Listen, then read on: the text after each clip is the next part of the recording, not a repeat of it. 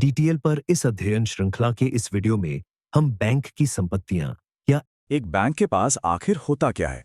तो चलिए आज इसी को समझते हैं और बैंक के एसेट्स को यानी उसकी संपत्तियों को एक तरह का टूल किट मानकर चलते हैं। कभी सोचा है कि एक बैंक के पास आखिर होता क्या है? मतलब सिर्फ नोटों का ढेर तो नहीं हो सकता, राइट? तो बस आज इसी सवाल का जवाब ढूंढेंगे। तो सबसे पहले बेसिक चीज समझ लेते हैं।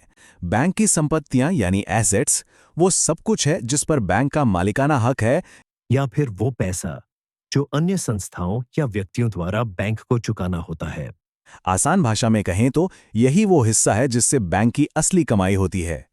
तो इस टूल किट में आखिर है क्या क्या? हम शुरुआत करेंगे नकदी की नींव से, फिर देखेंगे निवेश का सुरक्षा कवच, उसके बाद मुनाफे के इंजन यानी लोन्स को समझेंगे और फिर बैंक के बुनियादी ढांचे पर भी नजर डालेंगे और आखिर में हम देखेंगे कि ये सब मिलकर काम कैसे करता है। तो चलिए इस टूल किट का पहला खाना खोलते हैं और वो है नकदी। ये वो सबसे जरूरी औजार हैं जिनकी जरूरत बैंक को अपने रोजमर्रा की कामकाज के लिए पड़ती है। अब इसमें क्या क्या आता है? सबसे पहले तो वो कैश जो बैंक के पास है, फिर वो पैसा जो रिजर्व बैंक के पास जमा है और वो भी जो दूसरे बैंकों में रखा है। यही वो फंड है जो पक्का करता है कि जब भी कोई ग्राहक पैसे निकालने आए तो बैंक के पास देने के लिए पैसे तैयार हों। अच्छा, एक और टर्म है जो शायद सुना हो, money at call and short notice. इसका सीधा सा मतलब है वो पैसा जो एक बैंक दूसरे बैंक या वित्तीय संस्थान को बहुत ही कम समय के लिए उधार देता है, कभी कभी तो सिर्फ एक दिन के लिए। ये एक ऐसा टूल है जिसे जरूरत पड़ने पर फौरन कैश में बदला जा सकता है। और यहीं पर नकदी का एक और बहुत जरूरी रोल सामने आता है और जिसके विषय में आप इस अध्ययन श्रृंखला के पहले वीडियो में समझ चुके हैं। नियमों का पालन करना।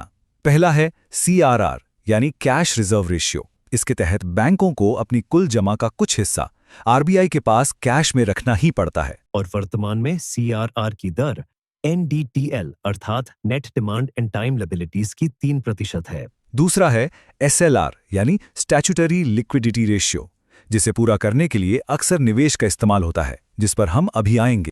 ठीक है, तो कैश तो हो गया रोज के काम के लिए, लेकिन एक बैंक को लंबे समय के लिए भी तो सुरक्षा चाहिए।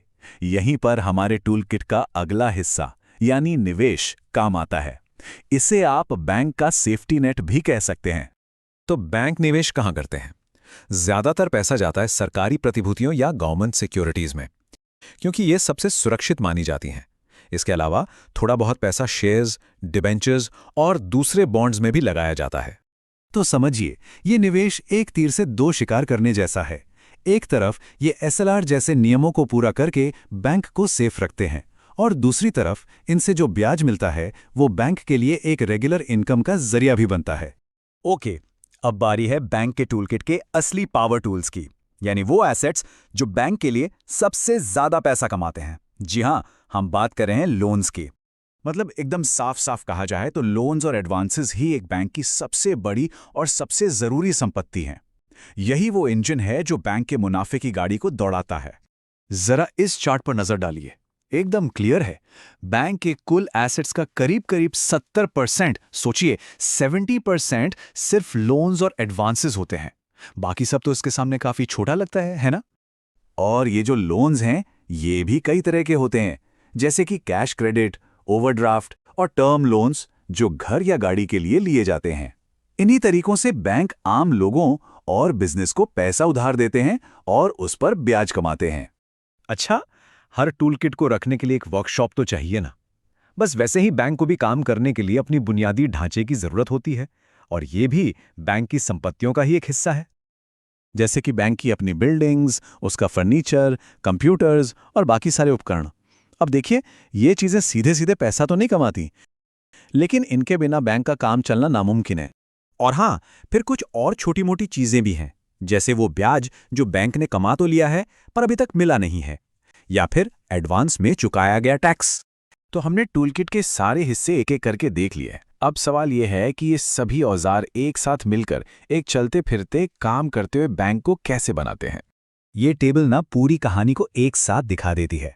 देखिए, कैश का काम है लिक्विडिटी बनाए रखना, निवेश का काम है सुरक्षा और थोड़ी बहुत इनकम देना, लोन्स का काम है प्रॉफिट कमाना और बाकी संपत्तियों का काम है बैंक के ऑपरेशंस को चलाना। हर औजार का अपना एक खास काम है। तो कुल मिला के बात यही है, बैंक की ये सभी संपत्तियां मिलकर ये पक्का करती हैं कि पूरा बैंकिंग सिस्टम लिक्विड रहे, प्रॉफिटेबल रहे और स्टेबल रहे। इन सब में एक सही बैलेंस होना ही एक अच्छे सेहतमंद बैंक की निशानी है। लेकिन जाने से पहले एक सवाल, एक सोचने वाली बात। अगर बैंक के ये औजार, खासकर लोन्स, जो पैसा बनाने की मेन मशीन है, अगर वो टूट जाएं, मतलब लोन वापस ना करें, तो क्या होगा? ये सवाल हमें बैंकिंग के सबसे बड़े जोखिमों की तरफ ले जाता है। और तब यहां आती है परफॉर्मिंग एसेट्स और नॉन परफॉर्मिंग एसेट्स या एनपीए की अवधारणा, जिसके विषय में हम आगामी वीडियो में समझेंगे। वीडियो देखने के लिए बहुत धन्यवाद।